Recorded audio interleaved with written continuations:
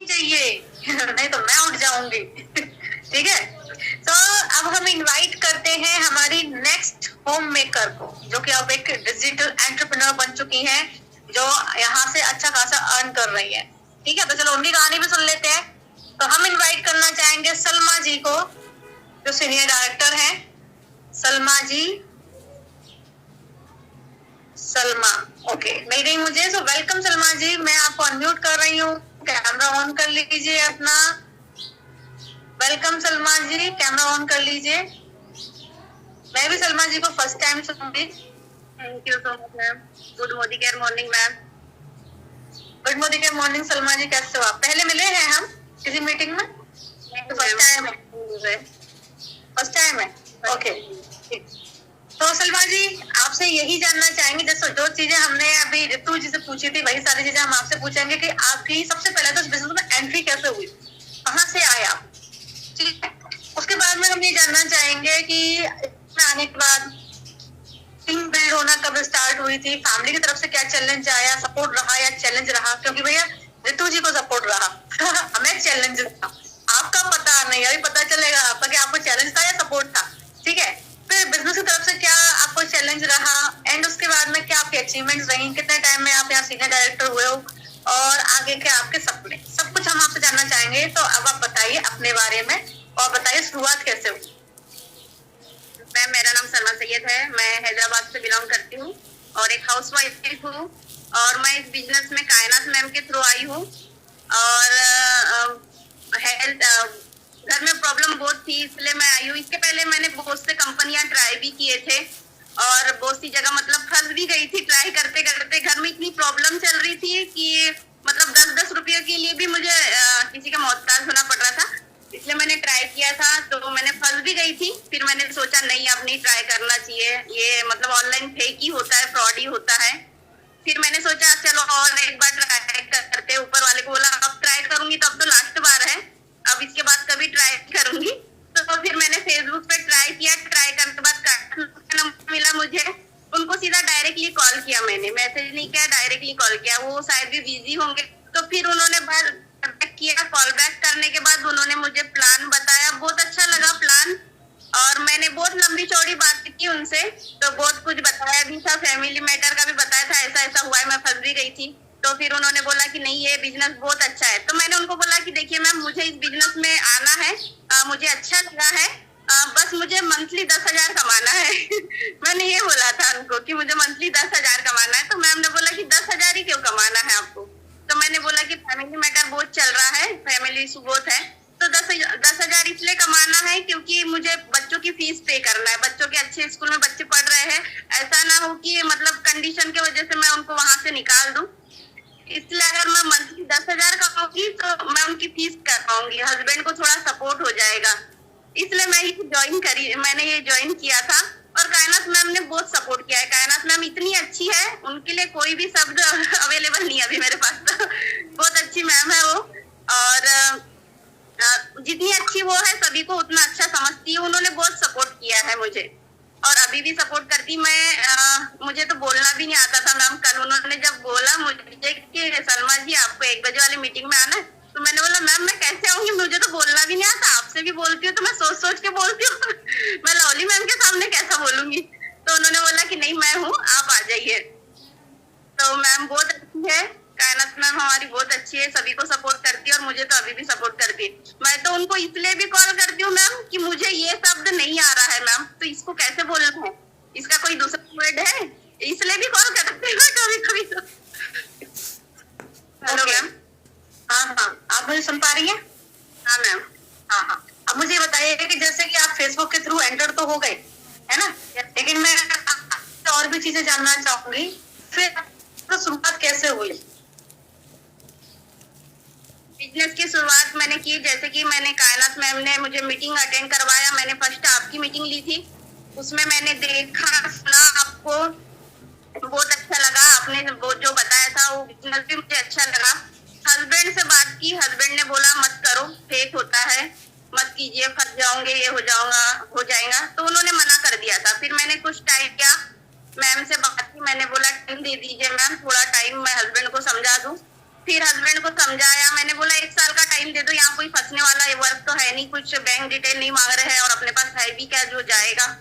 और तो उन्होंने बोला आधार कार्ड से भी हो जाता है, फ्रॉड मत करिए। तो मैंने कुछ टाइम मांगा, टाइम मांगने के बाद में फिर मैं ज्वाइन हुई। सितंबर में ज्वाइन हुई थी मैं 2022 में।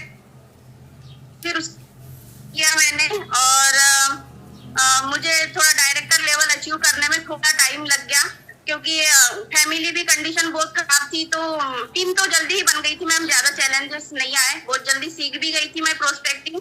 पर्सनली कायनात मैम बहुत गाइड किया था उन्होंने मुझे, तो जल्दी से टीम भी बन गई थी, टीम को लेके भी चल रही थी। पर जैसे जैसे आगे बढ़ते गई वैसे वैसे जो लोग ज्वाइन हो रहे थे मेरे साथ, तो ज्वाइन एक्टिव हो रहे थे, फिर कुछ दिनों के बाद में लेफ्ट हो जा रहे थे, छोड़ दे रहे थे, ऐसा कर रहे थे। तो मैंने कायनात मैम से बहुत से लोगों से बात करवाई। फिर कायनात मैम ने पर्सनली भी बहुत से लोगों से गाइडेंस किया, बताया, उन लोगों को समझाया।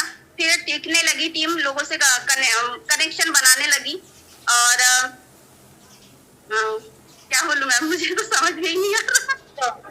मतलब शुरू में आपकी टीम बिल्ड होने में, मेरा माइक ऑन है ना? हाँ, शुरुआत में आपकी टीम बिल्ड होने में मुश्किल नहीं रही, मतलब शुरुआत में आपने लोगों को ज्वाइन तो कराया लेकिन आप टिका नहीं पा रहे थे।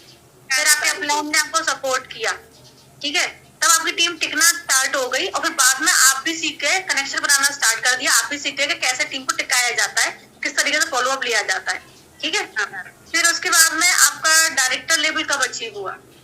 डायरेक्टर लेवल मेरा अगर मैं अपने वर्किंग डे गिनूं तो 6 से 7 महीने में मेरा डायरेक्टर लेवल हुआ है। और जैसे मैं ज्वाइन हुई थी तो 1 साल के करीब करीब में डायरेक्टर लेवल अचीव हुआ है।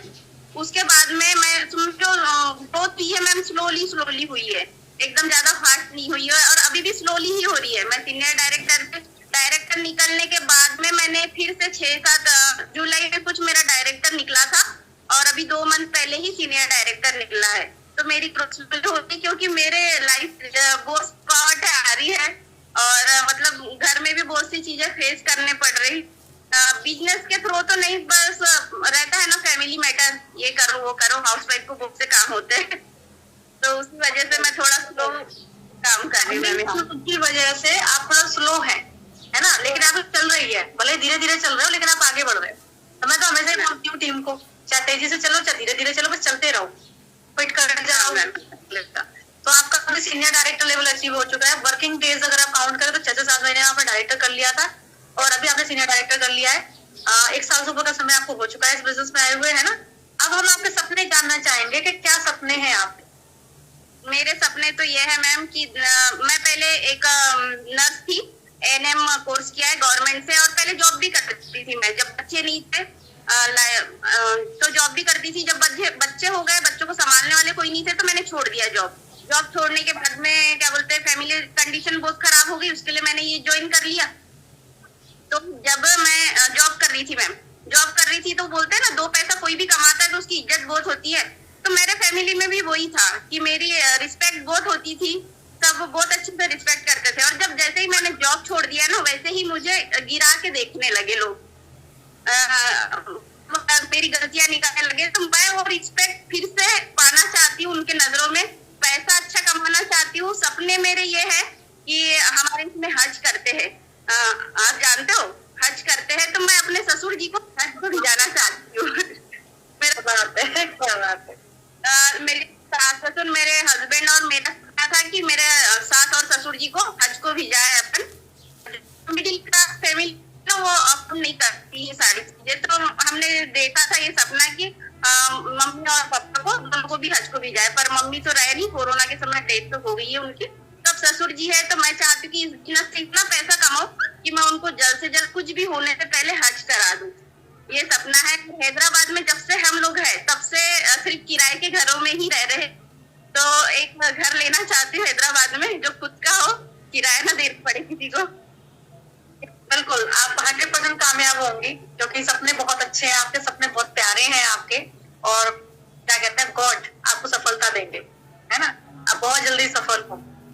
तो ये आपका सपने मुझे बड़े अच्छे लगे। अब आप हमारे जो साथ में हाउसवाइफ काम कर रही हैं, जो स्टूडेंट्स काम कर रहे हैं, जो वर्किंग, क्योंकि आप भी नर्स थी और आपने जॉब किया हुआ है, तो हमारे साथ जो वर्किंग लोग काम कर रहे हैं, आप उनको मैसेज देना चाहेंगी? और आपने नर्स का काम किया है, तो आप वो भी बताना चाहेंगे कि यहाँ इजी है कि आपका जॉब ज्यादा इजी था?